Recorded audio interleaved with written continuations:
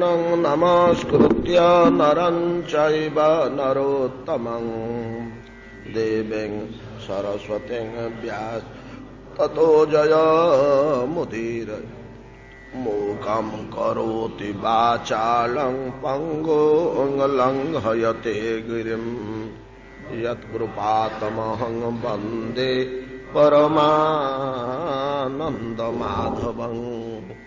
यत्कृपातमहं वन्दे परमानन्दमाधवम्।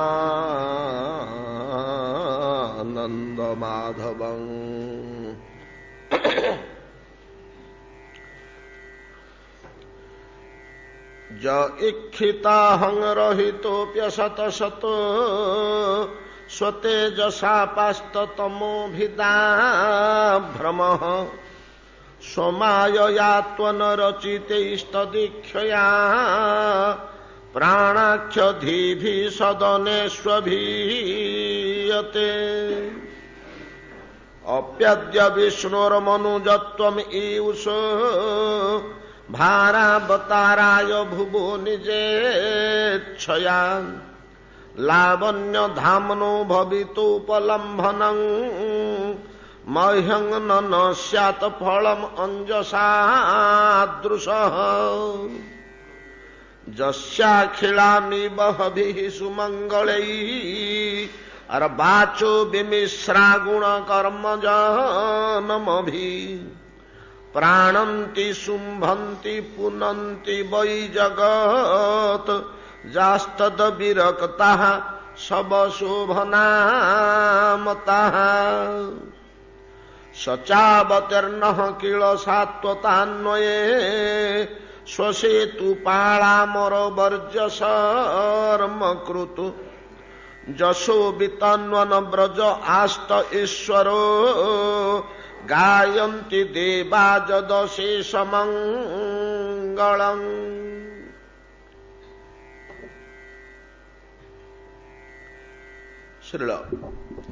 श्रीपाद शुकदेव गोस्वामी कहते महाराज परीक्षित श्रवण करवा हूँ भगवान श्री गोविंद श्रीमन्नारायण श्री जगन्नाथ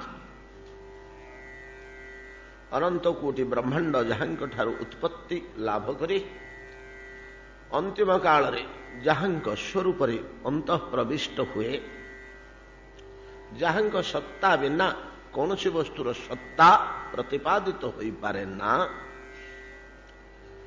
जे समस्त वस्तुर आत्मा परमात्मा स्वरूप परिदृश्यमान ये गोटे विश्व नुह कोटि कोटि विश्व को अंतर्जामी रूपे अंतःकरण रही धरी रखिचंती ज इदम धार्यते जगत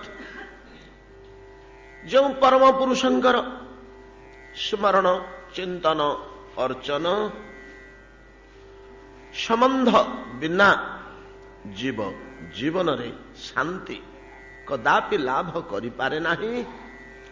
समस्त सुख समस्त शांति समस्त आनंद समस्त परितृप्तिर मूल आस्पद परमेश्वर परमात्मा परम ब्रह्म स्वयं भगवत सत्ता यह महाराज परीक्षित अधोक्षज एहांकर अनंत नाम भितरे गोटे ना रही अधोक्षज। अधोक्षज शब्दर तात्पर्य कौन कहीं शास्त्र माने परमेश्वर को परमात्मा को अधोक्षज शब्द रे अभिहित करिसंती। अध इक्षणे जात इति अधोक्षज अध इक्षणे एई आखिरे जे जात हुअन्ति नहीं दृश्य हुअन्ति नहीं आउ अध चक्षु यार ए चक्षुर अंतराल रे बा अभ्यंतर रे कौन सी अदृश्य चक्षुरे जे जात हुअन्ति अर्थात दृश्य हुअन्ति ए चक्षुरे देखा जाती नहीं। अर्जुन ए विश्व ब्रह्मांड कौन समस्त को देखु नथिले कि से कौन अंध थिले कि ଚକ୍ଷୁଷ୍ମାନ ଥିଲେ ତ ଭଗବାନ କହିଲେ ଅର୍ଜୁନ ଏଇ ଚକ୍ଷୁରେ ମତେ ତମେ ଦେଖିପାରିବନି। ନ ତୁମାଂ ଶକ୍ୟସେ ଦ୍ରଷ୍ଟୁ ସ୍ୱୟଂ ଏବ ସ୍ୱଚକ୍ଷୁଷା ଦିବ୍ୟାଙ୍ଗ ଦଦାମି ତେ ଚକ୍ଷୁ। ଆଉ କିଛି ଅଲଗା ଚକ୍ଷୁ ମୁଁ ତୁମକୁ ଦଉଛି। ସେ ଚକ୍ଷୁଟା ଆଜ୍ଞା ମୁଁ କୋଉଠି ଖୋସିବି ଏ ଆଖିର ଉପରକୁ ଆପଣ ଯୋଉଟା ଦେବେ ତାହେଲେ ସେଟା ବାହାରେ ଦେଖାଯିବନି, ଅଧ ଅଭ୍ୟନ୍ତରରେ ଲୁଚିକି ରହିବ। ସେଇ ଚକ୍ଷୁରେ ପଶ୍ୟମାମ୍ ଯୋଗମ୍ ଐଶ୍ୱରମ୍, ମୋର ଈଶ୍ୱରୀୟ ସତ୍ତା, ମୋର ପାରମାର୍ଥିକ ସତ୍ତା, ମୋର ଚିନ୍ମୟ ଅବସ୍ଥିତି ବା ସ୍ୱରୂପକୁ ଅବଲୋକନ କର। ଅଧଚକ୍ଷୁରେ ଯେ ଜାତ ହୁଅନ୍ତି, ପରିଦୃଶ୍ୟମାନ ହୁଅନ୍ତି, ତାହାଙ୍କୁ ଅଧକ୍ଷଜ କୁହାଯାଏ। ଏଇ ଚକ୍ଷୁରେ ଭଗବାନ ମନୁଷ୍ୟ ଭଗବାନଙ୍କୁ ଦେଖିପାରେ ନାହିଁ, ଠିକ। ତଥାପି ଜଣେ ଜଣେ ଲୋକ ଆଜ୍ଞା ଏଇ ଆଖିରେ ଦେଖିଦିଅନ୍ତି। ଏ ରକ୍ତମାନ ସମୟ ଚକ୍ଷୁରେ ଯୋଉ ଆଖି କି ଚାଳିଶା ହଉଛି, ଲେନ୍ସ ପିନ୍ଧିଲେ ଟିକେ ଦୁଶୁଛି, ସେଇ ଆଖିରେ ମଧ୍ୟ ଦେଖିଦିଅନ୍ତି, ଭଗବାନଙ୍କୁ ଦେଖନ୍ତି। ଅସମ୍ଭବ ନୁହଁ। କିପରି? ଯଦି କେତେବେଳେ ପରମେଶ୍ୱର ନିଜ ପଟୁ କୃପା କରି କହିଲେ ଦେଖେ ଦେଖେ ମୁଁ ତତେ ଏଇ ଆଖିରେ ମଧ୍ୟ ଦୁଷିବି, ଦେଖୁନୁ ଅଧଚକ୍ଷୁ ଦରକାର ନାହିଁ, ଯୋଉ ଆଖିରେ ତୁ ପାହାଡ ପର୍ବତ ନଦୀ ନାଳ ସାଗର କାନନ ଦେଖୁଛୁ ସେଇ ଆଖିରେ ମତେ ଦେଖ ବୋଲି ଦେଖା ଦିଅନ୍ତି।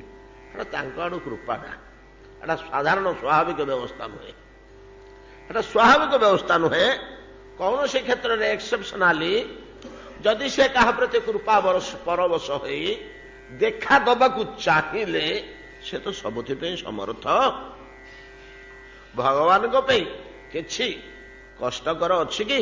ଏମିତି କିଛି କାର୍ଯ୍ୟ ଅଛି କି ଯୋଉ କାର୍ଯ୍ୟଟାକୁ ସେ ପାରିବେ ନାହିଁ? କର୍ତ୍ତୁମ୍ ଅକର୍ତ୍ତୁମ୍ ଅନ୍ୟଥା କର୍ତ୍ତୁମ୍ ସମର୍ଥ ସ ଭଗବାନ। ତାଙ୍କୁ ଭଗବାନ ବୋଲି କୁହାଯାଏ। ଯେ ସବୁ କରିବାକୁ ସମର୍ଥ, ସବୁ ରୋକିଦେବାକୁ ସମର୍ଥ ଏବଂ ଅନ୍ୟଥା କରିଦେବାକୁ ମଧ୍ୟ ସମର୍ଥ। ସୂର୍ଯ୍ୟକୁ ପଶ୍ଚିମ ପଟରେ ବୁଲେଇବାକୁ ସେ ସମର୍ଥ, ଚନ୍ଦ୍ରମାରୁ ଅଗ୍ନି ନିର୍ଝରଣ କରାଇବା ପାଇଁ ସେ ସମର୍ଥ। କର୍ତ୍ତୁମ୍ ଅକର୍ତ୍ତୁମ୍ ଅନ୍ୟଥା କର୍ତ୍ତୁମ୍ ସମର୍ଥ। ସେ ସବୁ କାମକୁ ସେ ପାରିବେ। ଯଦି କୌଣସି ଗୋଟିଏ କାମକୁ ନ ପାରିଲେ ତାହେଲେ ସେ ତ ଭଗବାନ ବୋଲି ପ୍ରମାଣିତ ହେଇପାରିବେନି। ସେ ଆଉ ଭଗବାନ ବୋଲି ପ୍ରମାଣିତ ହେବେନି, ଯେହେତୁ ଶାସ୍ତ୍ର ନିର୍ଣ୍ଣୟ କରୁଛନ୍ତି। ତେଣୁ ଖାଲି ଆଖିରେ ଯଦି ସେ ନ ଦୁଷିଲେ, ସମର୍ଥ ହେଲେନି, ନାଇଁରେ ମୋର ସେ ସାମର୍ଥ୍ୟ ନାଇଁରେ ବାପା, ତୁ ଯେତେ କାନ୍ଦିଲେ ମଧ୍ୟ ମୁଁ ତତେ ଏଇ ଆଖିରେ ଦେଖା ଦେଇ ପାରିବି ନାହିଁ ରେ, ହେଲେ ତାହେଲେ ସେ ଭଗବାନ ନୁହନ୍ତି। ଭଗବାନ ପାଇଁ କିଛି ଅସମ୍ଭବ ନାହିଁ। ଭଗବାନଙ୍କ ପାଇଁ କିଛି ଅସମ୍ଭବ ନାହିଁ। ଭଗବାନଙ୍କର ଏ ମହିମା ତକ, ଏଟା ହଉଛି ତାଙ୍କର ମହିମା।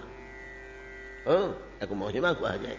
ଏ ମହିମା ଜାଣି ପକେଇଲେ ଜୀବର ଭକ୍ତି ଆପେ ଆପେ ଆସେ। ଯେତେ କାଳ ପର୍ଯ୍ୟନ୍ତ ମହିମା ଜ୍ଞାନ ଆସେ ନା, ଭକ୍ତି ସହଜରେ ହୁଏ ନା।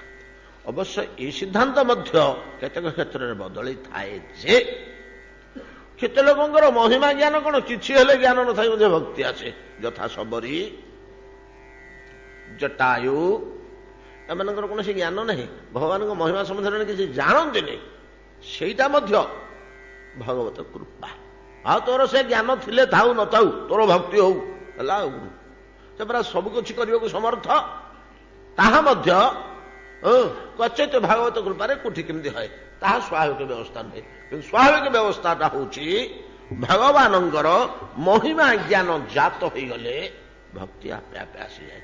ଆମେ ଯଦି ଜଣେ ବ୍ୟକ୍ତିଙ୍କ ନିକଟରେ କିଛି ମହାନ ଗୁଣ ଦେଖିବାକୁ ପାଇଲୁ, ଔଦାର୍ଯ୍ୟ, ସହିଷ୍ଣୁତା, ନୈତିକତା, ବୈରାଗ୍ୟ, ଦାତୃତ୍ୱ, ବଦାନ୍ୟତା, ଏମିତି ମହାନ ଗୁଣ ଯଦି କିଛି ଆମେ ଦେଖିବାକୁ ପାଇଲୁ, ତାଙ୍କ ନିକଟରେ ଆମର ମାଥା ଆପେ ଆପେ ନଇଁଯାଏନି କି? ଓହ, କେଡ଼େ ମହାନ ଲୋକ ହୋ, କେଡ଼େ ମହାନ ଲୋକ ହୋ। ମହିମା ଜ୍ଞାନ ଆସିଲେ ତ ଆମେ ମହାନ ବୋଲି କହିଦେବା ନା, ପାଟିରେ ବାହାରି ପଡ଼ିବ ପାଟିରୁ। ସେଟା ହିଁ ମହିମା ଜ୍ଞାନ।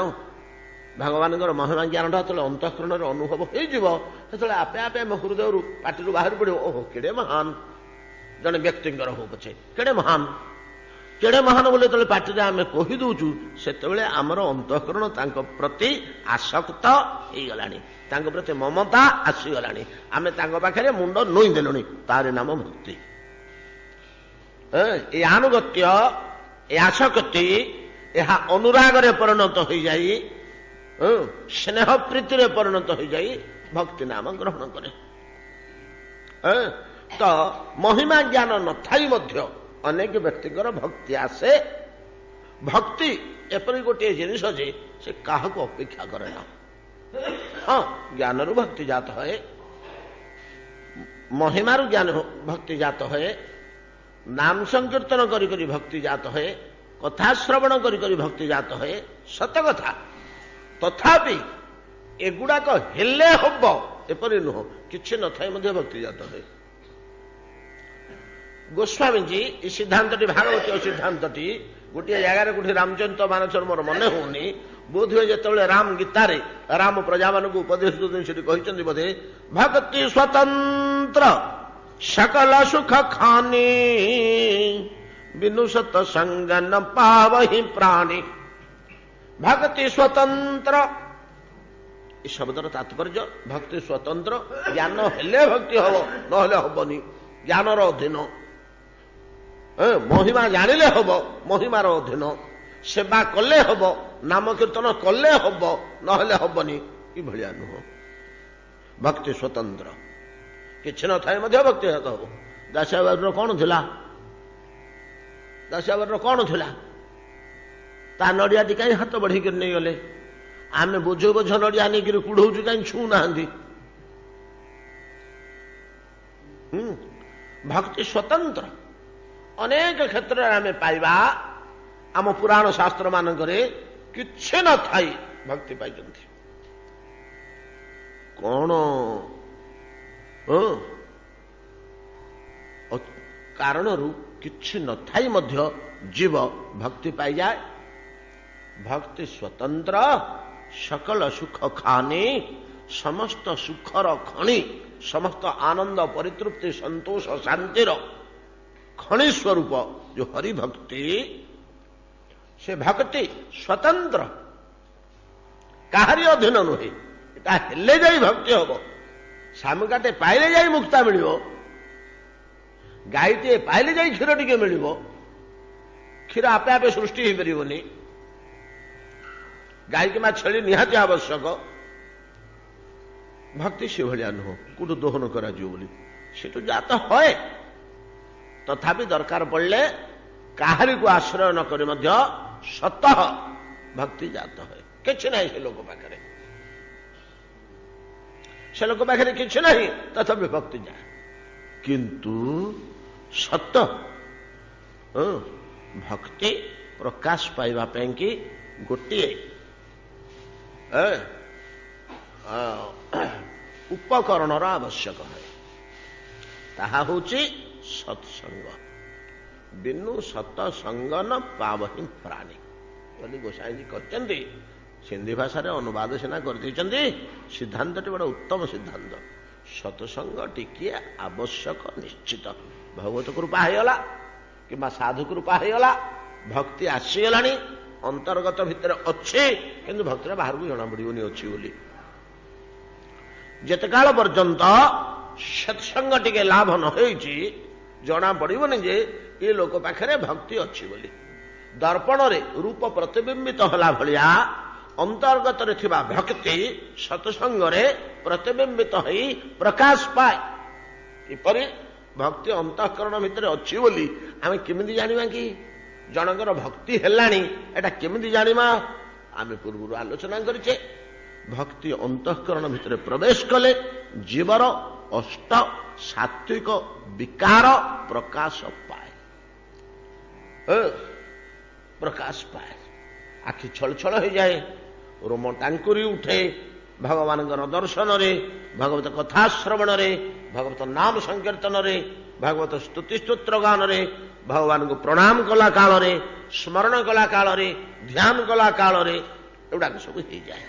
ଯଦି ଭକ୍ତି ଭିତରେ ଅଛି ତାହେଲେ ବାହାରେ କଣ ତାର ପ୍ରକାଶ ପାଇବ?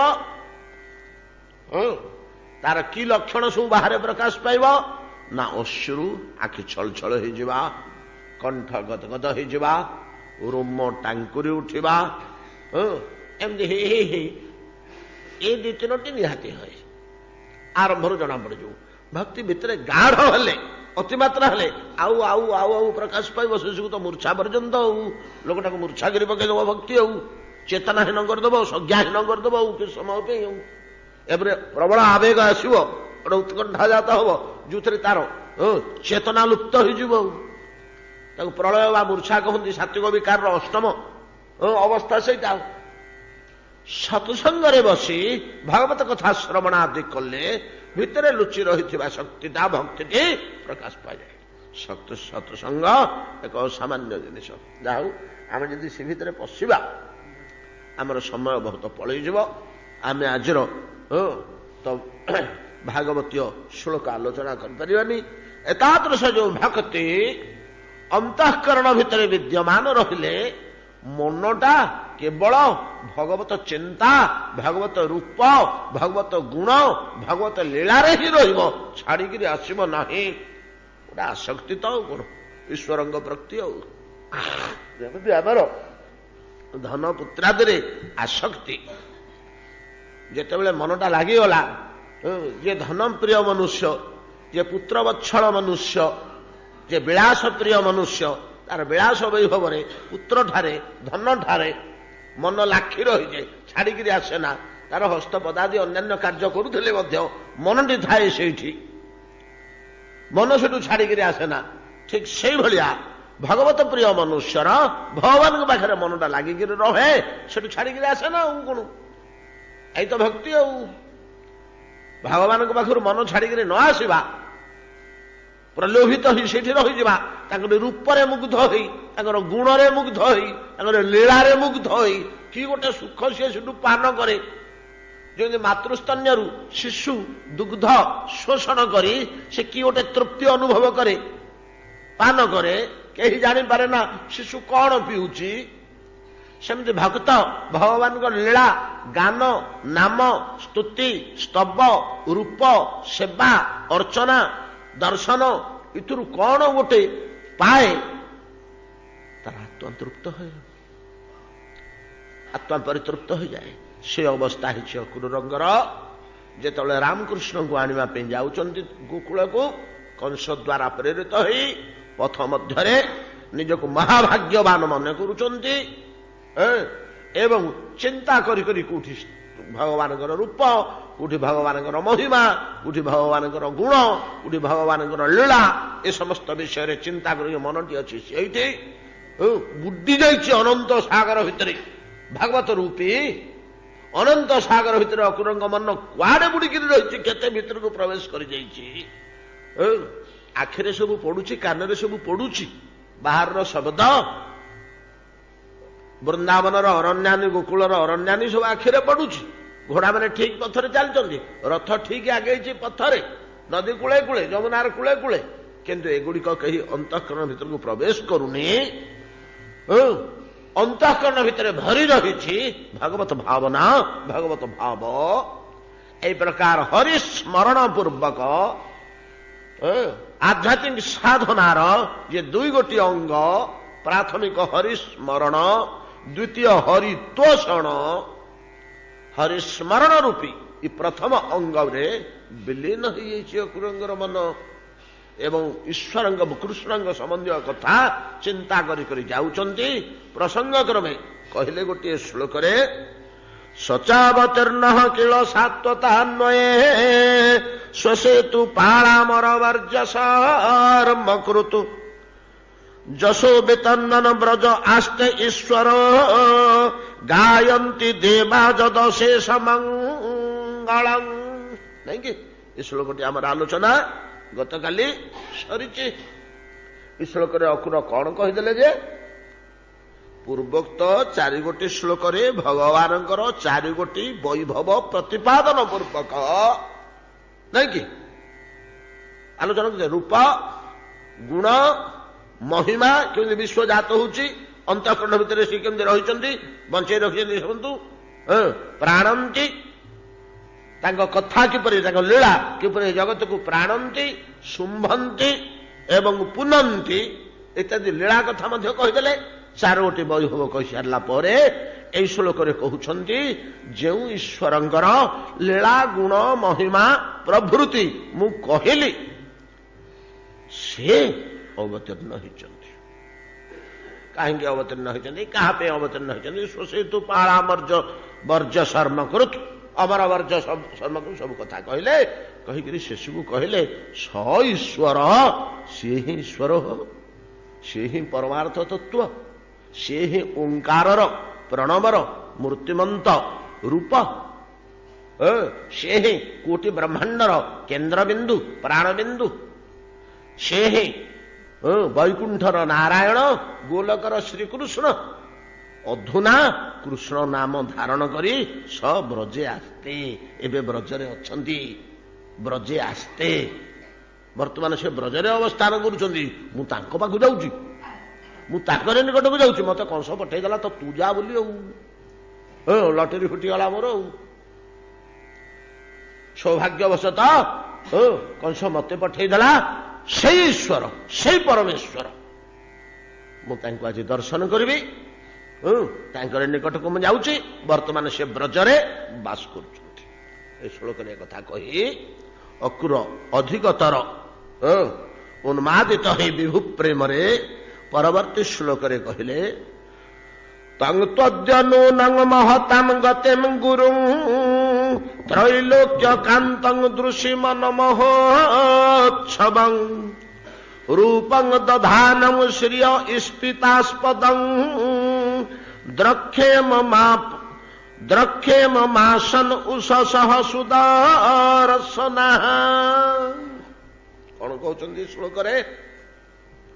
ତଙ୍ଗ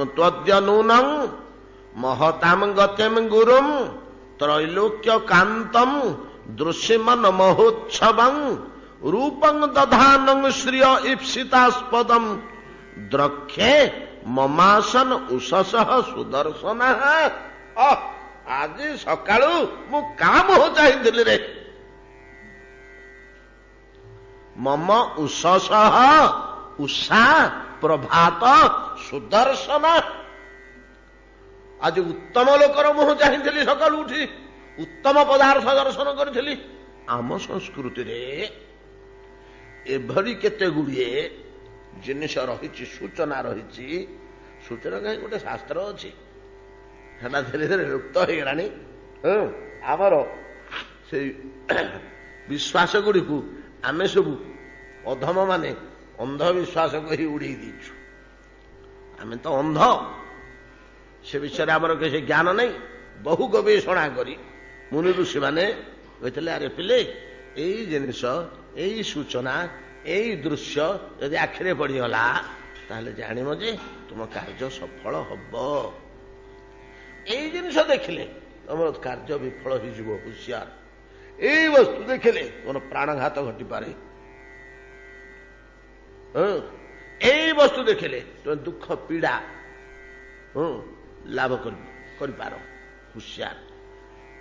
ସେମାନେ ଥିଲେ ଅନ୍ତରଦ୍ରଷ୍ଟା, ସୂକ୍ଷ୍ମ ଦୃଷ୍ଟି ସମ୍ପନ୍ନ, ଦିବ୍ୟ ଦ୍ରଷ୍ଟା, ଜ୍ଞାନ ଚକ୍ଷୁ ସହ ତ୍ରିକାଳଜ୍ଞ, ଅନ୍ତର୍ଯାମୀ, ଏସବୁ ଶକ୍ତିରେ ଭରପୁର ଥିଲେ ତ ମୁନି ଋଷିମାନେ।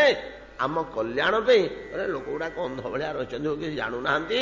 ଟିକେ ସୂଚନା ଦେଇଥିଲେ ସେମାନଙ୍କ ମନରେ ଗୋଟେ ଉତ୍ସାହ ଉନ୍ମାଦନା ଆସିବ, ନହେଲେ ତ ଫେରିଯିବ ତ ବାଟରୁ। ଏମିତି ଗୋଟେ ଦୃଶ୍ୟ ଦେଖିଲା ଯେ ଏଇ ଦୃଶ୍ୟଟା ଦେଖିଲି ଯେ ଏମିତି ଗୋଟେ କାହିଁକି ଆଖିରେ ପଡ଼ିଲା, ଏଟା ଭଲ ଜିନିଷ ନୁହେଁ, ମୋର ଗତି ଆଜି ସଫଳ ହେବନି, ବରଂ ବହୁତ କ୍ଷତି କଥା। ଫେରିଯିବା ଆଜି ଫେରିଯିବା, ଆଜି ମାନେ ଆଉ ଆଗକୁ ଯିବାନି। ଏମିତି ଗୁଡ଼ିଆକୁ ଶକୁନ ଶାସ୍ତ୍ର ବା ଶକୁନ ବିଦ୍ୟା ବୋଲି କୁହାଯାଏ। ଏ ଶକୁନ ଶାସ୍ତ୍ର, ଶକୁନ ବିଦ୍ୟାକୁ ଆମେ ହରେଇ ବସିଲୁ। ଆମେ ଆମ ଅଜ୍ଞାତରେ ଆମ ସଂସ୍କୃତି ଅନେକ ଶାସ୍ତ୍ରକୁ ହରେଇ ଦେଇଛୁ, ଯୋଉ ବିଷୟରେ ଆମର ଜାଣିନୁ। ଆମେ ଜାଣିନୁ ଯୋଉଟା। ଗୋଟିଏ ଗୋଟିଏ ଶାସ୍ତ୍ର ଏମିତି ଆମର ଲୁପ୍ତ ହୋଇଯାଇଛି, ହରେଇ ଦେଇଛୁ, ଯୋଉଥିରେ ଆମର ଅଶେଷ ବିଶେଷ କ୍ଷତି ହେଇଯାଇଛି। ଯଥା ମନ୍ତ୍ର ବିଦ୍ୟା। ମନ୍ତ୍ର ବିଦ୍ୟାଟା ପୁରା ଗଲା ନା ଆଉ କିଛି କୋଠି ଅଛି କି? କିଛି କୋଠି ନାହିଁ।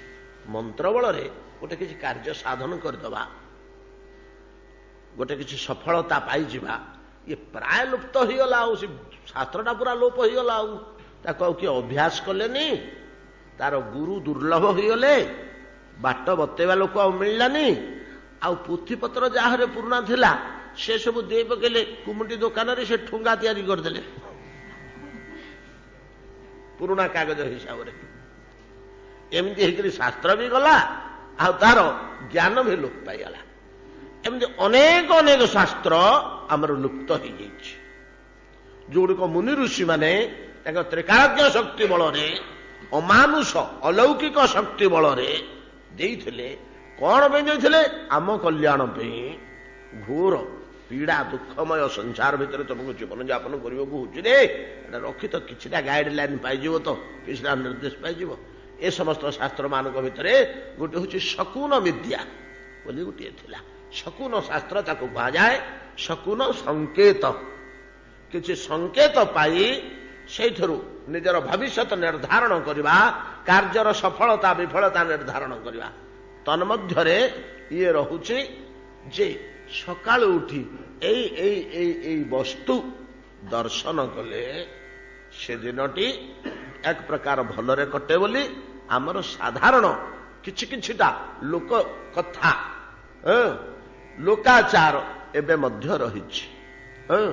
ତ ତାକୁ ଆଶ୍ରୟ କରି ଅକ୍ରୂର କହୁଛନ୍ତି, ଆଜି ସକାଳୁ ମମ ଉଷସଃ ସୁଦର୍ଶନ, ମୁଁ ଅତ୍ୟନ୍ତ ଶୁଭଙ୍କର ମଙ୍ଗଳମୟ ପଦାର୍ଥ ଦେଖିଛି। ଆଗେ ଆମର ମନେ ପଡୁଛି, ଆମେ ଯେତେବେଳେ ସ୍କୁଲ କଲେଜର ପରୀକ୍ଷା ଦେବାକୁ ଯାଉଥିଲୁ, ଆମ ମା ମାନେ କଣ କରିଥାନ୍ତି, ସକାଳୁ ଉଠିକିରି ଘରୁ ଖାଇ ପିଇକିରି ଗଲା ବେଳକୁ ଦ୍ୱାର ମୁହଁରେ ଗୋଟେ ପୂର୍ଣ୍ଣକୁମ୍ଭ ଥୋଇ ଦେଇଥାନ୍ତି। ମୋର ମନେ ପଡୁଛି। ଧାନ ଯୋଡ଼ିଏ, ତାପରେ ପାଣି ଢାଳୁଟିଏ, ତାପରେ ଆମ୍ବ ଡାଳୁଟିଏ, ତାପରେ ନଡ଼ିଆଟିଏ। କାହିଁକି ନା ପୂର୍ଣ୍ଣକୁମ୍ଭ ଦର୍ଶନରେ ମନର ପ୍ରଫୁଲ୍ଲତା ଆସିଯାଏ। ଆଉ କିଛି ନ ହଉ, ମନଟା ତ ଉତ୍ସାହିତ ହେଇଗଲା। ଆଖିରେ ପଟେ ପୂର୍ଣ୍ଣକୁମ୍ଭ ଥୁଆ ହେଇଛି, ମୋର ତ ଆଜି ପାଠ ଭଲ ହବ ବୋଲେ ଖାଉ। ପ୍ରଥମେ ମନଟା ତ ଉତ୍ସାହିତ ହେଲା, ମାନସିକ ବଳ ତ ଆମେ ପାଇଗଲେ କିଛିଟା। ଇତ୍ୟାଦି ସବୁ ଯେମିତି ରହୁଥିଲା, ତ ଅକ୍ରୂର ଚିନ୍ତା କରୁଛନ୍ତି, ମମ ଉଷସଃ, ଉଷସ ଉଷସୀ କହିଲେ ସକାଳ, ଉଷସୀ, ଉଷାର ଗୋଟିଏ ନାଁ ହଉଛି ଉଷସୀ। ଯେମିତି ବାଳା ବାଳିକା, ମାଳା ମାଳିକା, ସେମିତି ଉଷା ଉଷସୀ। ଆଉ ଟିକେ ଲଳିତ ଭାଷାରେ ଉଷାକୁ ସକାଳକୁ କୁହାଯାଏ ଉଷସୀ। ସେମିତି ଉଷସ, ମମ ଉଷସ, ଆଜିର ମୋର ପ୍ରଭାତ ସୁଦର୍ଶନ, ମଙ୍ଗଳ ଦର୍ଶନ ହେଇଛି ମୋର। କାହିଁକି ହୋ ଅକ୍ରୂର, କଣ ଏମିତି ପାଇଗଲ କି? ଲଟେରୀ ଫୁଟିଗଲା ନା? ଲଟେରୀ କିଏ? ବଢିଆ, ଲଟେରୀଠୁ କିଛି ଅଧିକା ଫୁଟି ଯାଇଛି। କଣ ନା ତ୍ୱଂ ତଦ୍ୟନୁନଂ ମହତାଂ ଗତିଂ ଗୁରୁଂ ତ୍ରୈଲୋକ୍ୟ କାନ୍ତଂ ଦୃଶ୍ୟମାନ ମହୋତ୍ସବଂ ରୂପଂ ଦଧାନଂ ଶ୍ରିୟଂ ଇପ୍ସିତାସ୍ପଦଂ ଦ୍ରକ୍ଷେ ଦ୍ରକ୍ଷେ। ମୁଁ ଆଜି ନିଶ୍ଚୟ ଦେଖିବି, ମୁଁ ତାହାଙ୍କୁ ଆଜି ନିଶ୍ଚୟ ଦେଖି ପକେଇବି। ଯାହାଙ୍କୁ ଦେଖିବା ପାଇଁ ଯୋଗେନ୍ଦ୍ର ମୁନୀନ୍ଦ୍ର ଗଣ କୋଟି କୋଟି କଳ୍ପ ଧରି ଯୋଗ ସାଧନ ତପ ସାଧନ କରି ଚାଲିଛନ୍ତି, ବାରମ୍ବାର ବିଫଳ ହେଲେ ମଧ୍ୟ ଛାଡୁନାହାନ୍ତି, ଲାଗି ରହିଛନ୍ତି। କେମିତି ଟିକେ ସେ ପ୍ରଭୁଙ୍କର ଦର୍ଶନ ପାଇଯିବା ପାଇଁ। ଭଗବତ ସାକ୍ଷାତକାର, ବ୍ରହ୍ମ ଦର୍ଶନ ନାଇଁ କି, ଭାଗବତ ଉପଲବ୍ଧି ନିମନ୍ତେ ଯୋଉ ଉପଲମ୍ବନ କଥା ଆମେ 2-3 ଦିନ ଧରି ମଝିରେ ମଝିରେ ଆଲୋଚନା କରୁଛେ, ପାଇଁ ତ ମହତ ପୁରୁଷ ଗଣ, ମୁନି ଋଷି ଯୋଗୀ ଗଣ ସର୍ବସ୍ୱ ତ୍ୟାଗ କରି ଅରଣ୍ୟ ଭିତରେ ପଡି ରହିଛନ୍ତି, ଖାଲି ତାଙ୍କୁ ଟିକେ ପାଇଯିବା ପାଇଁ, ଉପଲବ୍ଧି କରିବା ପାଇଁ, ଦର୍ଶନ କରିବା ପାଇଁ, ବିନା ପରିଶ୍ରମରେ। ଆଜି ମୁଁ ଦେଖିଦେବି ସେଇ ତତ୍ଵ, ସେଇ ପୁରୁଷ ଯାହାଙ୍କ ପାଇଁ ମୁନି ଋଷି ମାନେ ସତତ ଚେଷ୍ଟିତ, ଯାହାଙ୍କ ଦର୍ଶନ ପାଇଁ ତାଙ୍କୁ ହିଁ ମୁଁ ଆଜି ଦ୍ରକ୍ଷେ ନୂନଂ ନିଶ୍ଚୟ ମତେ ଦେଖିବାକୁ ମିଳିଯିବ। ମୁଁ ତ ମଥୁରା ଅଞ୍ଚଳ ଛାଡ଼ିକିରି ପଳେଇ ଆସିଲିଣି, କଂସ ମତେ ଯୋଉ ଢଙ୍ଗରେ କହିଛି ମତେ ଅବଶ୍ୟ ଅଲବତ ଯିବାକୁ ପଡିବ ବ୍ରଜକୁ। ଆଉ ଗଲେ ତ ଦର୍ଶନ କଲି ସେଠିକି, ଆଉ ତ ଅଛନ୍ତି ସେଠି, ଆଉ ନିଶ୍ଚିତ ଭାବରେ ମୁଁ ତାହାଙ୍କର ଦର୍ଶନ ପାଇଯିବି। ଆଉ ହଁ ତମେ ଦର୍ଶନ ପାଇବ ଯେ, ଆଉ କଣ ଏମିତି ଗୋଟେ ଜିନିଷ ଦେଖିବ ଯେ ଏତେ ଖୁସି ହଉଛ? କିଏ ଦେଖୁନି ଯେ ଆଉ ତମେ ଦେଖିବ କେବ? କଣ ଏମିତି ଖୁସି ହେଇଯାଉଛ? କଣ ଏମିତି ତମେ ଦେଖିବ? ଅକ୍ରୁର ଦ୍ରକ୍ଷେ ମମାନ ଆସନ ଉଷସହ ସୁଦର୍ଶନ। ନା ମୁଁ ଆଜି ଯାହାଙ୍କୁ ଦର୍ଶନ କରିବି ସେ ଏକ ଅସାଧାରଣ ବସ୍ତୁ, ଯାହାକୁ ଜୀବ ତାଙ୍କରି କୃପା ବ୍ୟତିରେକ ଦର୍ଶନ କରିବାର ସୌଭାଗ୍ୟ ପାଏ ନା। ଯେତେ କାଳ ପର୍ଯ୍ୟନ୍ତ ସେ ନିଜେ କୃପା କରିନାହାନ୍ତି ସେତେ କାଳ ପର୍ଯ୍ୟନ୍ତ କେହି ତାଙ୍କୁ ଦେଖିବା ପାଇଁ କି ସୁଯୋଗ ପାଏ ନା। ସେ କୃପା କରି ଯେତେବେଳେ ଦର୍ଶନ ଦିଅନ୍ତି ସେତେବେଳେ ସିନା କିଏ ତାଙ୍କୁ ଦେଖିପାରେ, ନହେଲେ ନିଜର ଯୋଗ ବଳରେ, ଜ୍ଞାନ ବଳରେ, ତପସ୍ୟା ବଳରେ, ତ୍ୟାଗ ବଳରେ, ଏପରିକି ଭକ୍ତି ବଳରେ ମଧ୍ୟ ଏଇ କଥାଟା ଗ୍ରହଣ କରାଯାଇପାରେ ନପାରେ। ଟିକେ ସନ୍ଦେହ ରହୁଛି କଥା ପ୍ରସଙ୍ଗରେ। ଆମେ ସିନା କହିଦେଲେ ଭକ୍ତିର ଗୋଟେ ଶକ୍ତି ଅଛି ଯେ ଘୋଷାଡ଼ିକି ଆଣିବ ଭଗବାନଙ୍କୁ, ସେଠି ଆଉ ତାଙ୍କ ବଳ ଖାଟେନି। ଭକ୍ତି ନିକଟରେ ଆଉ ଭଗବାନଙ୍କର ବଳ ଖାଟେନି। ତ କ୍ଲେଶଘ୍ନି ସୁଭଦା ମୁଖ୍ୟ ଲଘୁତାକୃତ ସୁଦୁର୍ଲଭା ସାନ୍ଦ୍ରାନନ୍ଦ ବିଶେଷାତ୍ୱ ଶ୍ରୀକୃଷ୍ଣାକର୍ଷଣୀ ଚଷା। 6ଟା ଗୁଣ ଭକ୍ତି ଦେବୀଙ୍କର। ଭକ୍ତି ଦେବୀଙ୍କର 6ଟା ଗୁଣ। ଯଦି କାହାଙ୍କ ହୃଦୟରେ ଭକ୍ତି ଦେବୀ ବିରାଜମାନ କଲେ, କାହାର ଅନ୍ତଃକରଣରେ ଯଦି ଟିକେ ହରିଭକ୍ତି ଜାତ ହେଲା, ଆହେ ଗୋବିନ୍ଦ ଆହେ ଜଗନ୍ନାଥ ବୋଲି ତା ଅନ୍ତର୍ଗତ ତରଳି ଗଲା, ବିହଳିତ ହେଇଗଲା, ମନ ଚଞ୍ଚଳ ହେଇଗଲା, ମମତା ଆବେଗ ଆସିଗଲା ଭଗବାନଙ୍କ ପ୍ରତି, ଭକ୍ତିର ପ୍ରାଥମିକ ସ୍ପର୍ଶ ତ ଟିକେ ଯଦି ଆସିଗଲା, ତାହେଲେ ତାର କଣ ହୁଏ ନା କ୍ଲେଶଘ୍ନି ସୁଭଦା ମୁଖ୍ୟ ଲଘୁତାକୃତ ସୁଦୁର୍ଲଭା। 4 ସାନ୍ଦ୍ରାନନ୍ଦ ବିଶେଷତ୍ୱ। 5 ଶ୍ରୀକୃଷ୍ଣାକର୍ଷଣୀ ଚଷା। 6 এই 6ଟି ଗୁଣ ଅଛି। ସେ 6ଟି ଗୁଣ ତା ଉପରେ କ୍ରିୟା କରେ। କାହା ଉପରେ? ଯାହା ହୃଦୟରେ ଭକ୍ତି ଦେବୀ ପ୍ରକାଶ ପାଇଲେ ଏ 6ଟି ଗୁଣ ତା ଦେହରେ, ତା ଶରୀରରେ କ୍ରିୟା କରେ। ଯାହା ହଉ ସେଗୁଡ଼ିକ କଠିନ ଜିନିଷ, ଆମର ସମୟ ଲାଗିଯିବ। ଅନ୍ତିମ ଜିନିଷଟିରେ ଭକ୍ତିର ସାମୃତ ସିନ୍ଧୁ ଶାସ୍ତ୍ର, ଭକ୍ତିର ସର ଯେ ପରମ ଶାସ୍ତ୍ର, ସେ କହିଲେ କଣ? ଶ୍ରୀକୃଷ୍ଣାକର୍ଷିଣୀ ଚଷା। ଭକ୍ତି ଦେବୀ ହୃଦୟକୁ ଆସିଗଲେ ଭଗବାନଙ୍କୁ ବୈକୁଣ୍ଠରୁ ଗୋଲକରୁ ଘୋଷାଡ଼ିକିରି ଆଣି ଭକ୍ତି ଆଗରେ ଠିଆ କରିବେ। ତାକୁ କୃପା କର, ତାକୁ ଦର୍ଶନ ଦିଅ, ଏ ମୁଣ୍ଡିଆ ମାରରେ ଏ ଆସିଲେଣି। ଶ୍ରୀକୃଷ୍ଣାକର୍ଷିଣୀ, କୃଷ୍ଣଙ୍କୁ ବା ଈଶ୍ୱରଙ୍କୁ, ଭଗବାନଙ୍କୁ ଆକର୍ଷଣ କରି ଆଣେ ଭକ୍ତି। ଭଗବାନଙ୍କୁ ପଚରା ହେଲା, ହେ ପ୍ରଭୁ ସତ କଥା, କାହା ହୃଦୟକୁ ଯଦି ଭକ୍ତି ଆସି ପହଞ୍ଚିଗଲା, କାହା ହୃଦୟରେ ଯଦି ଆପଣଙ୍କ ଭକ୍ତି ଟିକେ, ହରିଭକ୍ତି ଟିକେ ପ୍ରକାଶ ପାଇଲା, ଆପଣ ବନ୍ଧା ହେଇକିରି ତା ପାଖକୁ ଯାଆନ୍ତି ବାଧ୍ୟତାମୂଳକ, ଇଚ୍ଛା ନଥିଲେ ମଧ୍ୟ ଘୋଷାଡ଼ି ହେଇକିରି? ହଁ ସତ କଥା, ଏଟା ସତ କଥା। ଆପଣ ମୁହଁରେ ସ୍ୱୀକାର କରୁଛନ୍ତି ତ? ଦସ୍ତଖତ କଲେ କଲେ ଭଗବାନ ଦସ୍ତଖତ କଲେ। ସତ କଥାଟା କାହିଁକି ଲୁଚେଇବା ପାଇଁ? କଣ ଦସ୍ତଖତ କଲେ? ନ ସାଧୟନ୍ତେ ମାଂ ଯୋଗ, ନ ସାଧୟନ୍ତେ ମାଂ ଜ୍ଞାନ, ନ ସାଂଖ୍ୟ ଯୋଗ ଉଦ୍ଧବ, ନ ସାଧୟନ୍ତେ ମାଂ ଜ୍ଞାନ, ନ ଯୋଗ ଉଦ୍ଧବ, ନ ତ୍ୟାଗ ନ ତପୋ ଦାନ, ଯଥା ଭକ୍ତି ମମୋର୍ଜିତା। ଏଗୁଡାକ ମତେ କେହି ବାନ୍ଧି ପାରନ୍ତି ନାହିଁ। ଜ୍ଞାନ, ଯୋଗ, ତପସ୍ୟା, ଦାନ ଇତ୍ୟାଦି ସବୁ, ନ ସ୍ୱାଧ୍ୟାୟ, ନାଇଁ କି, ଏଗୁଡାକ ମତେ କେହି ବାନ୍ଧି ପାରନ୍ତି ନାହିଁ। ଆଉ ନା କେବଳ ଭକ୍ତି ପାଖରେ ମୋ ମୁଣ୍ଡ ନୋଇ ଦେବାକୁ ବାଧ୍ୟ ହୋଇଯାଏ। କାହିଁକି ନା ଉର୍ଜିତା, ମୋ ଅପେକ୍ଷା ଭକ୍ତିର ବଳ ଟିକେ ବେଶୀ। ମୁଁ ଯିବିନି ବୋଲି କହିଲେ ମଧ୍ୟ ମୋତେ ଘୋଷାଡ଼ିକରି ନେଇଯିବ। ଦି ଜଣ ଟଣାଟଣି ହେଉଛନ୍ତି। ଯାହାର ଦୁର୍ବଳ ହେଲା ଯିଏ ସବଳ ତାକୁ ଘୋଷାଡ଼ିକରି ନେଇଯାଏ।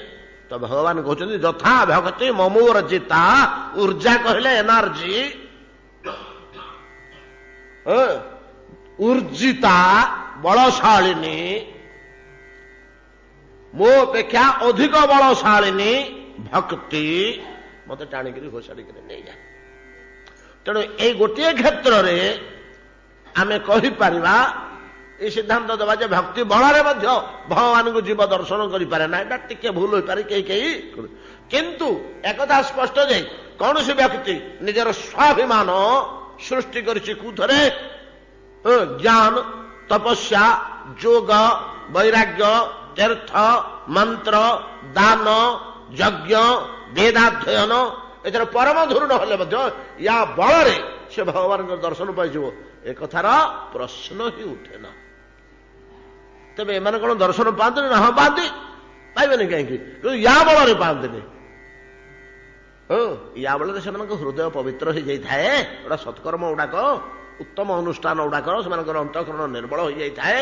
ନିର୍ମଳ ହୃଦୟରେ ସେମାନେ ଅପେକ୍ଷା କରିଥାନ୍ତି ଭଗବାନ କହନ୍ତି କେତେ କାଳ ତପସ୍ୟା କଲାଣି ରେ, କେତେ କାଳ ଯୋଗ ସାରିଲାଣି, ଚାଲ ଚାଲ ତାକୁ ଟିକେ ଦେଖାଦବା। ଗୋସାଇ ମହାପ୍ରଭୁ ଆସ ଆସ।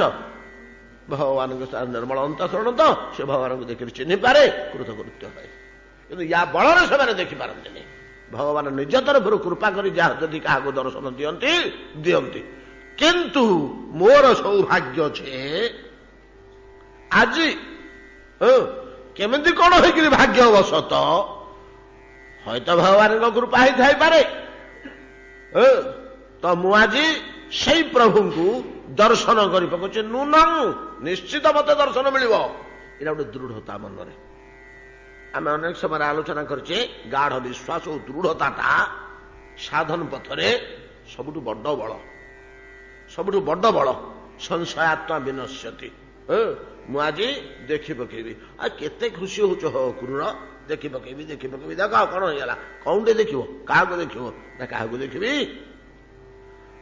ତଂ ତ୍ୱଦ୍ୟ ନୂନଂ ମହତାମ ଗତିମ ଗୁରୁମ ତମ୍, ସେହି ପ୍ରଭୁ। କେଉଁ ପ୍ରଭୁ? ନା ପୂର୍ବକତ 5ଟି ଶ୍ଲୋକରେ ମୁଁ ଯାହାଙ୍କର ରହସ୍ୟ କହିଲି, ନାଇଁ କି? ପୂର୍ବରୁ 5ଟି ଶ୍ଲୋକ ଆମେ ଆଲୋଚନା କରିଛେ। ତମ୍, ସେହି, ତ ସେ କିଏ? ସେ ନା ମହତାମ ଗତିମ ଗୁରୁମ, ମହତା ଗତିମ ଗୁରୁମ। ମହତାଙ୍ଗ, ମହତାଙ୍ଗ ବହୁବଚନଟା ମହାପୁରୁଷ ମାନଙ୍କର, ମହାତ୍ମା ମାନଙ୍କର, ମହାମାନବ ମାନଙ୍କର, ମହର୍ଷି ମାନଙ୍କର, ମହାମୁନି ମାନଙ୍କର, ମହାଯୋଗୀ ମାନଙ୍କର ମହତାଙ୍ଗ, ଯୋଉମାନଙ୍କ ପଛରେ ମହନ ଶବ୍ଦଟା ଲାଗିବ, ଯୋଉମାନେ ମହତ ପୁରୁଷ, ଯାହାଙ୍କୁ ଆମେ ମହାପୁରୁଷ ବୋଲି କହୁ, ଏତାଦୃଶ ବ୍ୟକ୍ତି ମାନଙ୍କର ଗତିମ ଆଶ୍ରୟସ୍ଥଳ, ଏମାନଙ୍କର ଆଶ୍ରୟସ୍ଥଳ। ଏମାନଙ୍କ ପାଖରେ କିଛି କମ ଶକ୍ତି ନାହିଁ। ଏ ଯୋଉ ମହାନ ମାନେ, ଏ ମହାନ ମାନଙ୍କ ପାଖରେ କିଛି କମ ଶକ୍ତି ନାହିଁ। ଏମାନେ ଚାହିଁଲେ ଗୋଟେ ବିଶ୍ୱ ନିର୍ମାଣ କରିଦେଇ ପାରିବେ। ଏମାନେ ଚାହିଁଲେ 5ଟା ଇନ୍ଦ୍ର ବସେଇ ଦେଇ ପାରିବେ, ନାଇଁ କି? ଏମାନେ ଚାହିଁଲେ 2-4ଟା ସୂର୍ଯ୍ୟ ତିଆରି କରିଦେଇ ପାରିବେ। ଏଇଭଳିଆ ଶକ୍ତି ଅଛି ମହାନ ଗୁଡ଼ିକର। କିନ୍ତୁ ଏତେ ବଡ଼ ଶକ୍ତି ସମ୍ପନ୍ନ ହୋଇ ମଧ୍ୟ, ମହାନ ହୋଇ ମଧ୍ୟ ସେମାନଙ୍କର ଗତି ଯେ, ପଚାରିଲେ ହଇ ତୁମେ ଏତେ ଶକ୍ତିଶାଳୀ ଲୋକ, ତୁମେ କାହିଁକି ସବୁବେଳେ ହରି ହରି ହରି ହରି ହଉଛ? ତମେ ତମର ଗୋଟେ କିଛି ବ୍ୟବସ୍ଥା କରୁନ? ଆମର ନିଜସ୍ୱ ବ୍ୟବସ୍ଥା କରିବା ଲୋକ 2 ଜଣ ଦେଖାଯାଇଛନ୍ତି। ଆମ ପୁରାଣ ଶାସ୍ତ୍ର ମାନଙ୍କରେ 2 ଜଣ ଲୋକ ଦେଖାଯାଇଛନ୍ତି, ଯିଏ ତାଙ୍କର ନିଜର ବିଶ୍ୱ ନିର୍ମାଣ କରି, ସ୍ୱତନ୍ତ୍ର ବିଶ୍ୱ ତିଆରି କରି ତାଙ୍କ ବଳରେ, ତାଙ୍କ ତେଜ ବଳରେ। କିଏ କିଏ କହିଲେ? ଆମେ ଆଲୋଚନା କରିଛେ ପ୍ରସଙ୍ଗ କ୍ରମେ। ଜଣେ ରାବଣ, ଆଉ ଜଣେ ବିଶ୍ୱାମିତ୍ର। ଏ 2 ଜଣ ଚେଷ୍ଟା କରିଛନ୍ତି। ସେ ଭିତରେ ପଶିବନି, ଲମ୍ବା କଥା ପ୍ରମାଣ କରିବାକୁ ଚେଷ୍ଟା କରିଛନ୍ତି, ଆରମ୍ଭ କରିଛନ୍ତି। ସ୍ୱତନ୍ତ୍ର ବିଶ୍ୱ କରି ସ୍ୱତନ୍ତ୍ର ଭଗବାନ ହେବା ପାଇଁ କିନ୍ତୁ ତାହା ସମ୍ଭବ ହେଇପାରିନି। ଇଏ ଜଣେ ଦି ଜଣ ମଧ୍ୟ ପରବର୍ତ୍ତୀ ସମୟରେ ପଳେଇ ଆସିଛନ୍ତି ଟାଣି ହେଇକିରି ସେଠିକି। ଫେଲର ହେଲା ପରେ ନାଇଁରେ ହବନି ଛାଡ, ସେହି ଏକମାତ୍ର ଗତି ବୋଲି ମାନି ନେଇଛନ୍ତି। ଏତଦ୍ ବ୍ୟତୀତ କୋଟି କୋଟି ମୁନି ଋଷି ଏକାନ୍ତ ଭାବରେ କୌଣସି ଅନ୍ୟ ଆଶ୍ରୟ ନ କରି ଏକମାତ୍ର ଜଗଦୀଶ୍ୱରଙ୍କୁ ଆଶ୍ରୟ କରି ବହୁ ଶକ୍ତିର ଅଧିକାରୀ ସେମାନେ, ବହୁ ଶକ୍ତିର ଅଧିକାରୀ ସେମାନେ, ଅଥଚ ନିଜର ଐଶ୍ୱର୍ଯ୍ୟ ବିଭୂତିର ବିନ୍ଦୁଏ ବ୍ୟବହାର ନ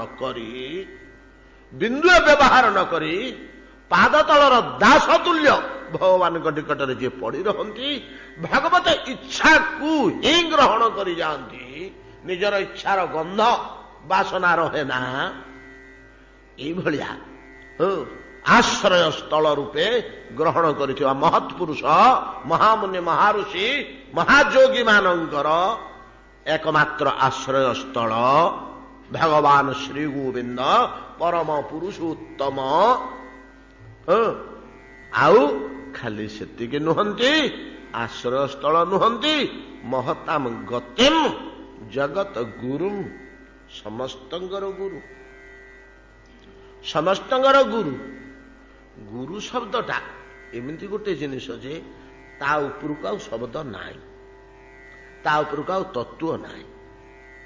ଭଗବାନଙ୍କ ଉପରକୁ ଗୋଟେ ତତ୍ତ୍ୱ ଅଛି, କିନ୍ତୁ ଗୁରୁର ଉର୍ଦ୍ଧ୍ୱରେ ଆଉ କୌଣସି ତତ୍ତ୍ୱ ଆମ ମୁନି ଋଷିମାନେ ଉପସ୍ଥାପନ କରୁନାହାନ୍ତି।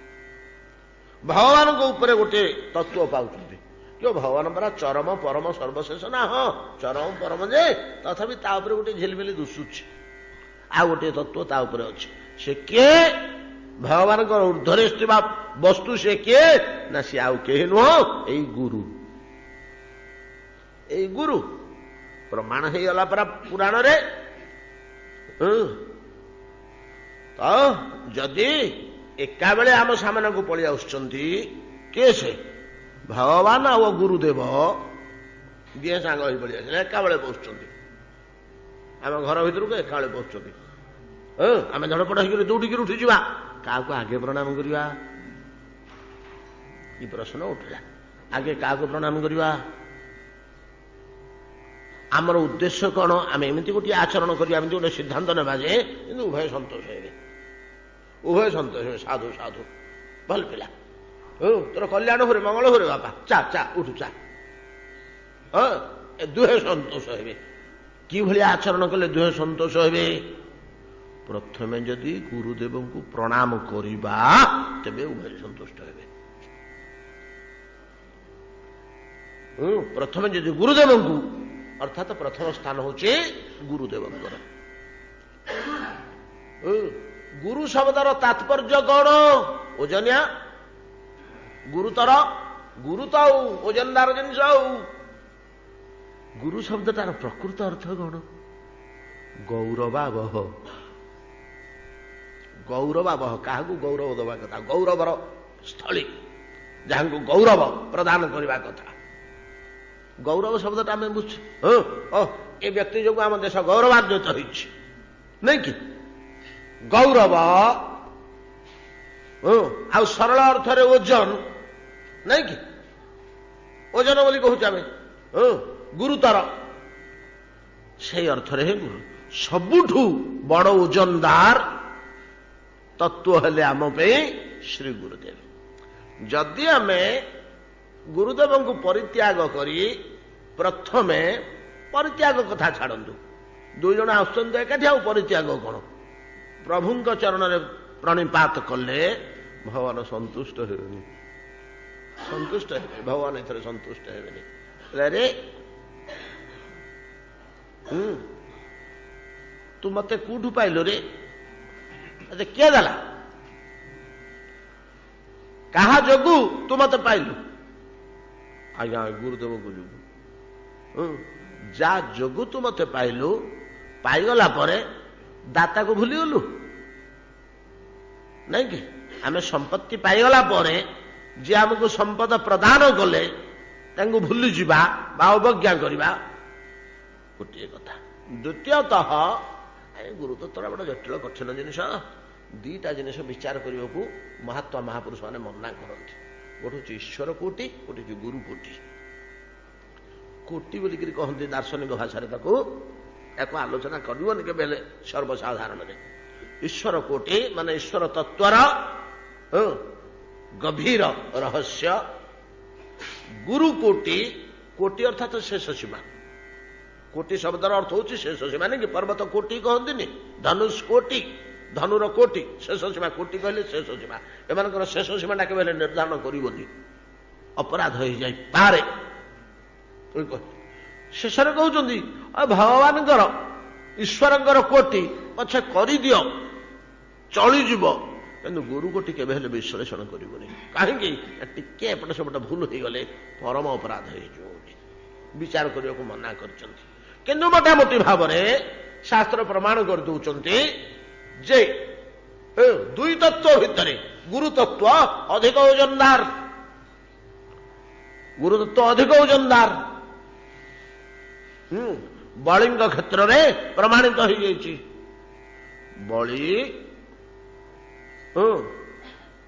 ତା ଗୁରୁଙ୍କୁ ପରିତ୍ୟାଗ କରି ଈଶ୍ୱରଙ୍କୁ ଯେତେବେଳେ ଉପାସନା କଲେ, ନୁହେଁ କି ଶୁକ୍ରାଚାର୍ଯ୍ୟଙ୍କୁ ପରିତ୍ୟାଗ କଲେ ନା, ସେତେବେଳେ ପ୍ରଥମେ ଶୁକ୍ରାଚାର୍ଯ୍ୟଙ୍କୁ ଗୁରୁ ପଦରୁ ପରିତ୍ୟାଗ କଲେ, ତାପରେ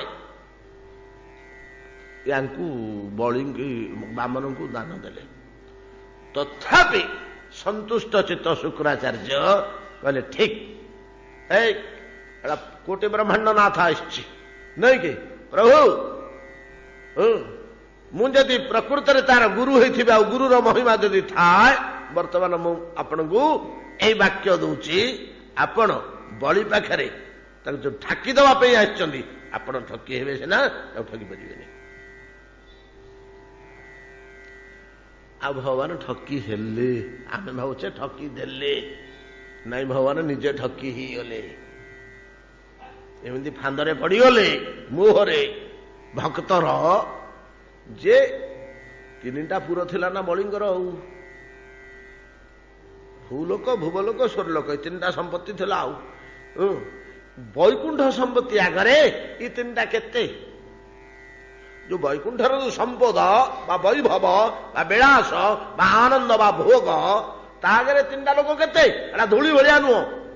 ହିମାଳୟ ଭଳିଆ ଯଦି ହୁଏ ବୈକୁଣ୍ଠ, ଗୋଟେ ଧୂଳିକଣା ଭଳିଆ ନୁହଁ ଏ ତିନିଟା ଲୋକ। କିନ୍ତୁ ବଳି ପାଇଲା କଣ? କଣ ତାର ପ୍ରାପ୍ତି ଘଟିଲା? ଯୋଉ ସମ୍ପଦ ବୈଭବ ଆଗରେ ବୈକୁଣ୍ଠ ଗୋଟେ ଧୂଳି ଭଳିଆ,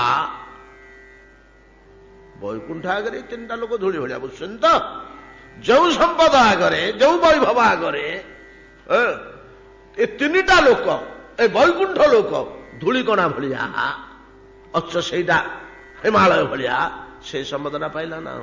ସୁତଳରେ ହଉ, ସୁତଳରେ ସେମିତି ଗୋଟେ ସମ୍ପଦ ଅଛି, ସେଇ ସମ୍ପଦଟି ବଳିକି ମିଳିଲା। ବଳି ସେଟା ଦେଖିଲେ ଆଶ୍ଚର୍ଯ୍ୟ ହେଲେ, ପ୍ରଭୁ ଏ ଜଞ୍ଜାଳରେ ମୁଁ ବସିବିନି, ଏଡେ ବଡ ଭୋଗ, ଏଡେ ବଡ ବିଶାଳ, ସମସ୍ତେ ହିଂସା କରିବେ, ଈର୍ଷା କରିବେ, ଆଉ ମତେ ଝାମେଲାରେ ପକାନ୍ତୁନି ଆଜ୍ଞା, ମୁଁ ମୋର ଯେମିତି ଭିକ ମାଗି ଚଳିବି ପଛେ, ମତେ ଆଉ ଝାମେଲାରେ ପକାନ୍ତୁନି, ସେଇଠି ଭୋଗ କରେ। ଆଜ୍ଞା ନାନା ବିପଦ ଆସିବ ଏଠି, ମୁଁ ଛିଡା ହେଇଛି, ମୁଁ ଦ୍ୱାର ମୁହଁରେ ଆସିବ, ଦ୍ୱାରୀ ହେଇ ଜଗିଲେ, ଯା ଭଗବାନ ତା ମୁହଁରେ, ତା ଦ୍ୱାର ମୁହଁରେ ଦ୍ୱାରୀ ହେଇକିରି ଜଗିଛନ୍ତି, ନାଇଁ କି? କି ମୂର୍ତ୍ତିରେ? ତ୍ରିବିକ୍ରମ ମୂର୍ତ୍ତିରେ, ବାମନ ମୂର୍ତ୍ତିରେ ନୁହଁ, ଗଦା ଧରି ତ୍ରିବିକ୍ରମ ମୂର୍ତ୍ତିରେ ତା ଦ୍ୱାରରେ ଜଗିଛନ୍ତି, ଯେମିତି ବଳିର ଭୋଗ ବିଳାସରେ କିଛି ଟିକେ ଦୁଃଖ ନ ହୁଏ, ଅସୁବିଧା ନ ହୁଏ, କେହି ଡିଷ୍ଟର୍ବ କରିବାକୁ ହବନି। ପରମ ଭୋଗରେ ପରମ ବିଳାସରେ ତାର ସେ ବୁଡିକିରି ଥାଉ, ଚିରକାଳ ପାଇଁ, ଅନନ୍ତ କାଳ ପାଇଁ। ଆଉ ଭଗବାନ ଠକି ହେଲେନି? ସକଳ ସମ୍ପଦ ନବାକୁ ଆସିଥିଲେ, ତାର କୋଟି ଗୁଣ, ଅନନ୍ତ କୋଟି ଗୁଣ ଦେଲେ, ଫେରେ କାଳେ ତାର ଏଇ ଭୋଗରେ କିଛି ବାଧାବିଘ୍ନ ଆସିବ ବୋଲି ନିଜେ ଦ୍ୱାରୀ ହେଇକିରି ଜଗିଲେ, ନିଜେ ତ୍ରିବିକ୍ରମ ମୂର୍ତ୍ତିରେ। ଏ ହଉଛି ଗୁରୁର ଗୁରୁତ୍ୱ, ଗୁରୁର ପରାକାଷ୍ଠା। ଏତାଦୃଶ ଯୋଉ ଗୁରୁ ଶବ୍ଦ ଦ୍ୱୟ, ଅକ୍ଷର ଦ୍ୱୟ, ଯାହାଠାରୁ ବଡ ଜିନିଷ ଆଉ କିଛି ନାହିଁ। ବୈଷ୍ଣବ ଶାସ୍ତ୍ର ଅତି ସୁନ୍ଦର ଭାବରେ ଏହି ବସ୍ତୁଟିକୁ ପ୍ରମାଣ କରିଛନ୍ତି। ବୈଷ୍ଣବଗଣ ରାତ୍ରି ପାଇଲେ ପ୍ରଥମ ଗୁରୁ ବନ୍ଦନା, ମଙ୍ଗଳ ଆଳତି ସରିଲେ ପ୍ରଭାତ କୀର୍ତ୍ତନ ଆରମ୍ଭ କରିବା ପୂର୍ବରୁ ବୈଷ୍ଣବ ଜଗତ ଏଇଟା ନିର୍ଦ୍ଧୟ ହୋଇଛି, ପ୍ରଥମ ଗୁରୁ ବନ୍ଦନା।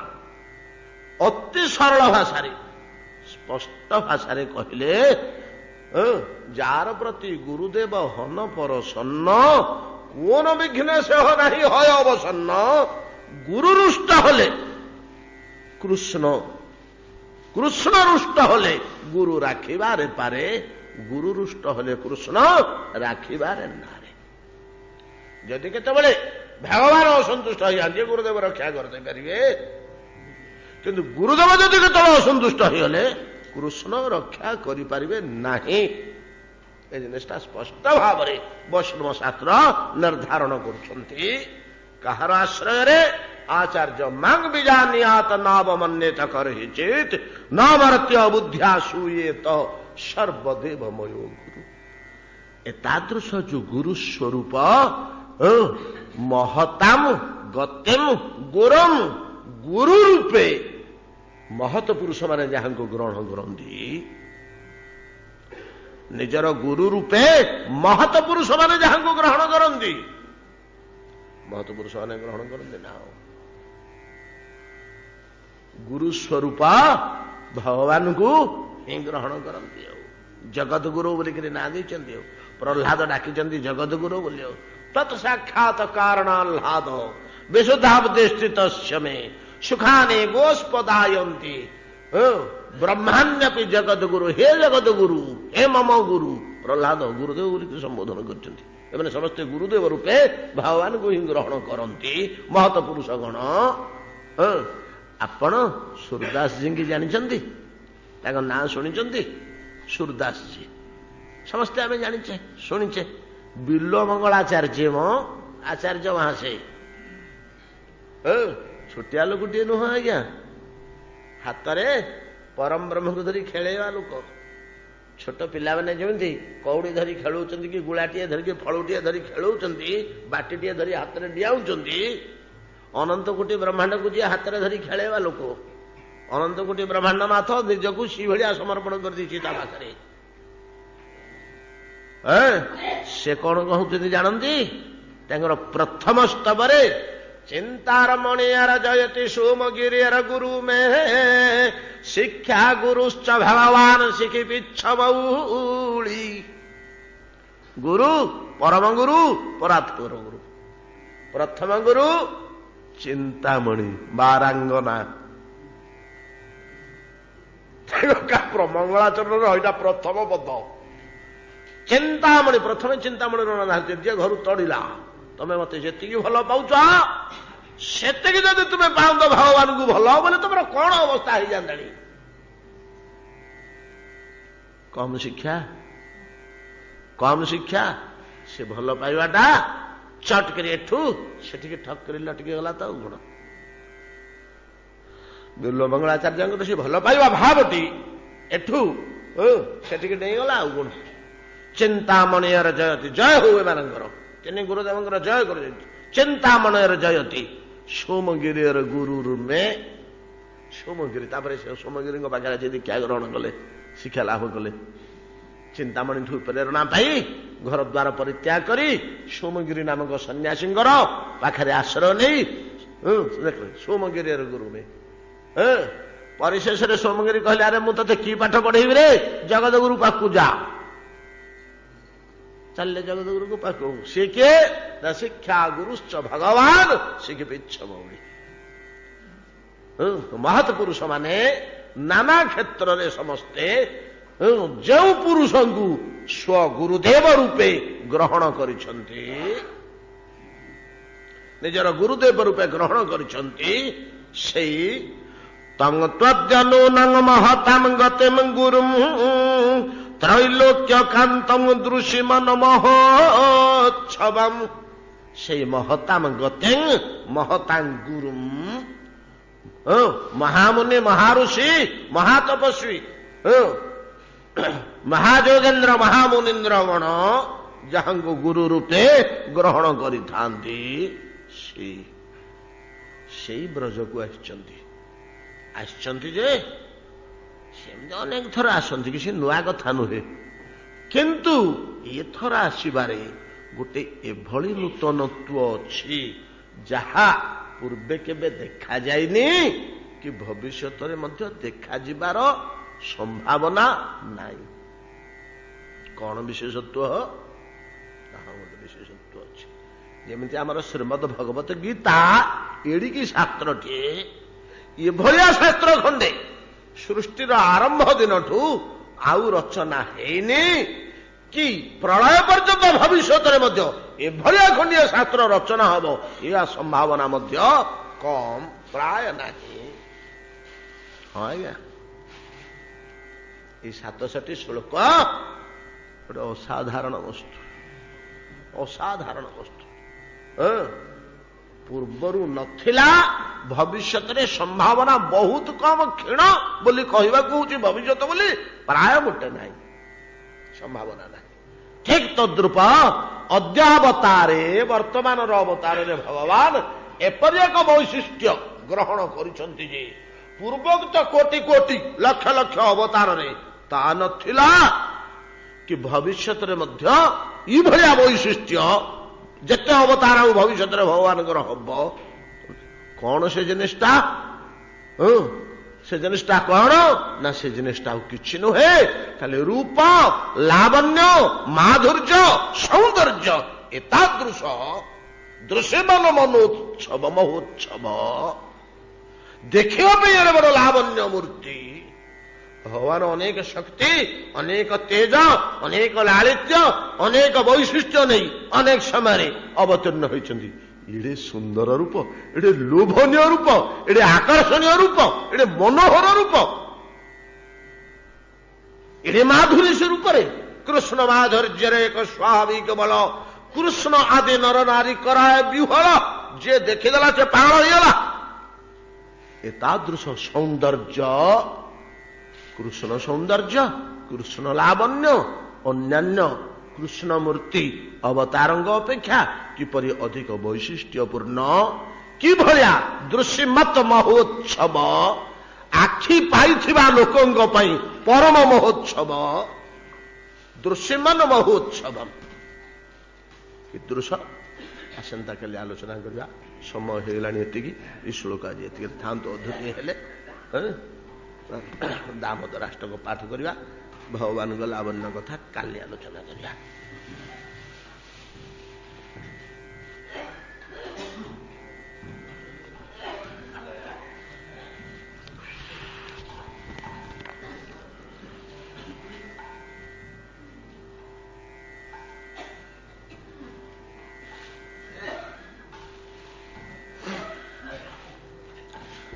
श्री श्री दामोदराष्टकम श्री श्री दामोदर देवाय नमो नमः। नमामेश्वरं सच्चिदानन्दरूपं लसत्कुण्डलं गोकुले विराजमानं यशोदाभियोळुखळाथावमानं परामृष्टमत्यन्ततद्रुत्य गोप्या रुदन्तं मोहर्नेत्रजुग्मं मृजन्तं करम्भोजजुग्मेन सातङ्कनेत्रं मुहुश्वासकम्प त्रिरेखाङ्ककण्ठ स्थितग्रैव दामोदरं भक्तिबद्धम् इति दृक्स्वलीलाभिरानन्दकुण्डे स्वघोषं निमज्जन्तं माख्यापयन्तं तदीयेषु भक्तेर्जितत्वं पुनः प्रेमतस्तं सतावृत्तिं वन्दे वरं देवमोक्षं न मोक्षावधिं वा न चान्यं वृणेऽहं वरेशादपिह इदन्ते वपुर्नाथ गोपाल बालं सदा मे मनस्या विरास्तं किमन्ये इदन्ते मुखं भोजमव्यगतनीलै अर्वृतं कुन्तलै स्निग्धरकतैश्च गोप्या मोहचुम्बितं बिम्बवक्त्राधरं मे मनस्याविरास्तामलङ्लक्ष्यलाभे नमो देव दामोदरानन्द विष्णु प्रसीद प्रभो दुःखज्वालाब्धिमग्नं कृपादृष्टिवृष्ट्यातिदिनं बतानु गृहाणे समामज्ञमेध्यक्षिदृश्य कुबेरात्मजौबद्धमूर्त्यैव जतवत् त्वया मोचितौ भक्तिभाजौ कृतौ च तथा प्रेम भक्तिं स्वकां मे प्रयच्छ न मोक्षे ग्रहो मे स्थितामोदरेह नमस्ते स्तुतमने स्फुरदीप्ति धामने त्वदीयोदरायाथ विश्वस्य धामने नमो राधिकायै त्वदीयप्रियायै नमो नन्तलीलाय देवाय तुभ्यं नमो नन्तलीलाय देवाय तुभ्यं नमो नन्तलीलाय देवाय तुभ्यम् इति श्री पद्मपुराणोक्तं श्री श्री सत्यव्रत मुनि प्रोक्तं श्री श्री श्री दामोदराष्टकं संपूर्णम् भजनिताय गौर राधे श्याम भजनिताय जप हरे कृष्ण हरे राम जप हरे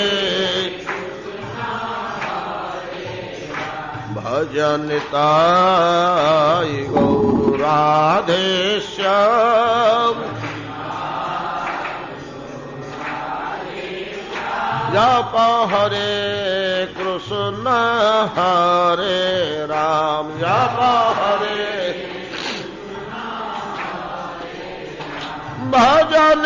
भजनिताय गौर राधे श्याम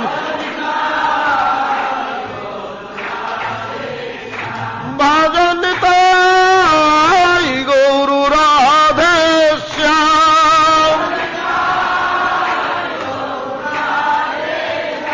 जप हरे कृष्ण हरे राम जप हरे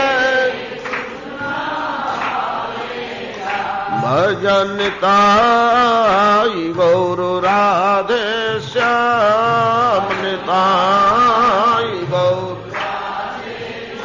जप हरे कृष्ण हरे राम जप हरे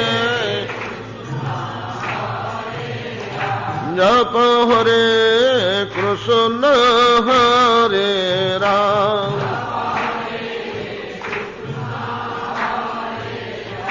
जप हरे कृष्ण हरे राम। श्री गुरु प्रेमानंद निताय गौर हरि बोल निताय गौर हरि बोल निताय गौर हरि बोल।